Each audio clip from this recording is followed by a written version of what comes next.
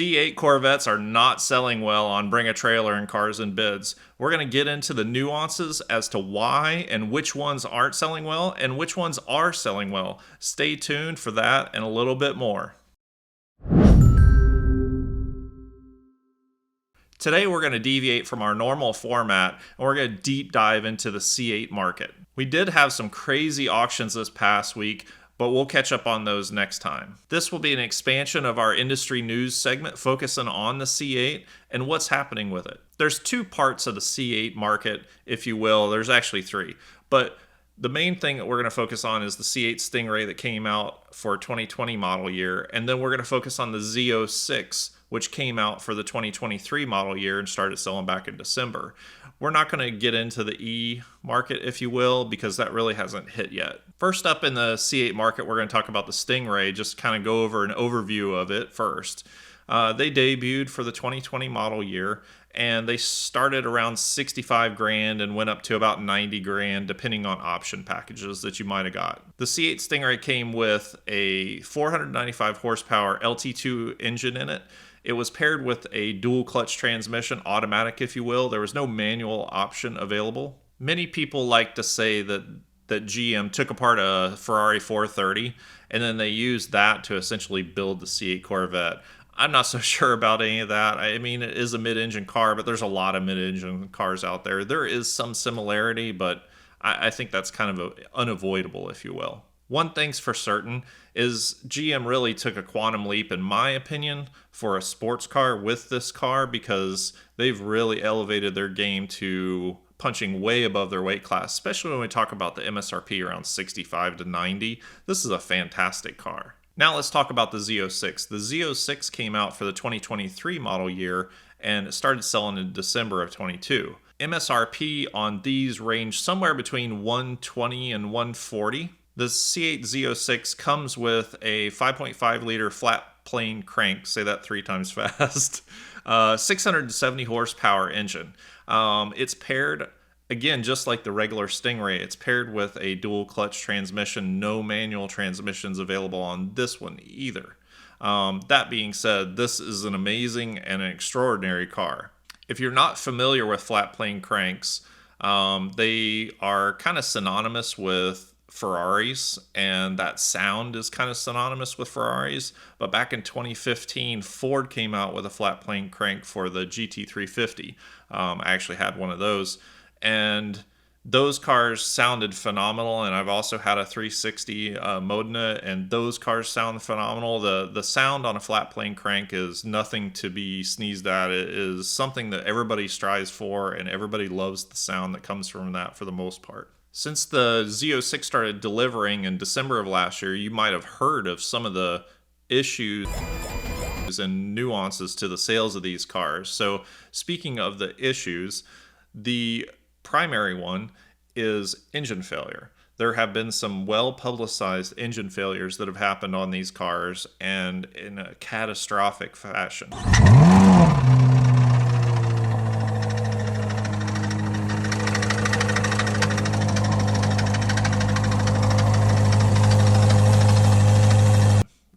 It's not been pretty, and it's not been cheap. Keep in mind this next fact. To deter flippers and resales early on, GM made their buyers of the Z06 sign an agreement that said that they wouldn't sell the car within 6 months. If they did sell it within 6 months, the transfer of the warranty would not take place, and GM would cancel the warranty on that car. And so now they've created this situation where people can't sell these cars. Meanwhile, the dealers were charging exorbitant markups, or ADMs, adjusted dealer markup. And so people are paying way over. They're not allowed to sell the car with the warranty coming along with it. And so some of these sales that have happened now, all of them fit within that 6-month window. So none of the cars that are selling from a Z06 perspective actually come with the warranty. That really plays into the statistics that we're going to see on the Z06 specifically. So what cars aren't selling and why? So the Z06 is not selling, obviously. On the online used car market, if you will. So on Bring a Trailer, there's been 6 Z06s that have went up for sale. 2 have transacted. The other 4 did not meet reserve. So 66% did not sell. On Cars and Bids, there's only been 2. One sold and one didn't. The one car that did sell was a YouTuber, the Stradmans. So I guess somebody wanted to sniff his farts in his seat or something like that. I have no idea. Seat sniffer. He didn't sniff any of the seats or anything, did he? They paid $218,000 for that car. Remember, no warranty, and a car that's known to have engine failure problems. So good luck to that person. So why aren't these cars selling? And the most obvious reason is the reserves are too high. So these people paid too much money. They want to get that same amount of money out of it. They're setting the reserve at that high rate, and the online buyers are just not going to indulge in these excessive markups. Now, that being said, there's still some out there that have went into the 170s and 180s, and there's been the occasional one that sold. It seems as though that the market is saying that they'll pay for 20 or 40 over MSRP, and they're just not going to pay anything more than that. So people are going to hang on these things like a bad penny or a bad stock and ride it down. And get back in there at once and sell! I mean, they're going to have an amazing car while they wait to sell it at a much lower price. But think about that. People are willing to pay 20 or 40 over MSRP to buy a car with known engine issues and no warranty. This is crazy. This is crazy. This is crazy. This is crazy. All right, I think that tells the story of the Z06. Let's get into the details of the C8 Stingray and a little bit about why they can or can't sell these cars. I can't sell this car. C8 Stingrays have been transacting on the online marketplace on Bring a Trailer and Cars and Bids since about 2020, the beginning of 2020. And there's a little bit of data on that. So excuse me while I read the numbers. But on Cars and Bids, there's been 47 of them that have went up for sale. 15 of them did not meet reserve. They also had another 4 that sold after. And that's essentially a 32% non-sale. And keep in mind that the regular car market on Cars and Bids is around 20% no sale, where cars did not meet the reserve. So now Bring a Trailer. Bring a Trailer's had 140 C8 Corvettes, and then 49 of them did not meet reserve. Again, 32%. It's pretty consistent. Both sites are 32% not meeting reserve. That's just a considerable amount of no sales. I'm surprised that the sites aren't negotiating harder with the sellers to get the reserve prices dropped down, because it doesn't look good on them when they have all these did not meet reserves. And so they're probably starting to do that now. Maybe it's a little bit too late, but there's probably also sellers who are just completely resistant to dropping the reserve prices. And I get it, but this is where we're at. So regarding the C8 Stingrays, just like earlier, let's ask the simple question, why are they not selling? This is kind of a repeat from the Z06 reasoning, but the first reason is that the reserves are just set too high. And because of that, they're not transacting. And so sellers are going to have to bring those reserves down. Right now, they're just not willing to bring the reserves down. They'd rather sit on it. They're just holding on to it like a bad stock. The second reason they aren't selling is because in today's market, you can walk into a Chevy dealership, maybe not every single one of them, but you can walk into a Chevy dealership, order a brand new one exactly the way that you want it, and pay MSRP, maybe a little lower. So why would you buy a used car that somebody else has had that has questionable history potentially, and they want more than MSRP? It just doesn't make any sense, right? Lastly, there is a group of C8s that are getting over MSRP.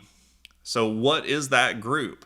So there's a group of highly optioned cars that have the Z51, 3LT, and in a very favorable color combination, and those are still getting above MSRP. So those will go for around 10K above MSRP, and so that's still a very positive result. And I think that's because they want this highly optioned vehicle and they're not willing to wait for it.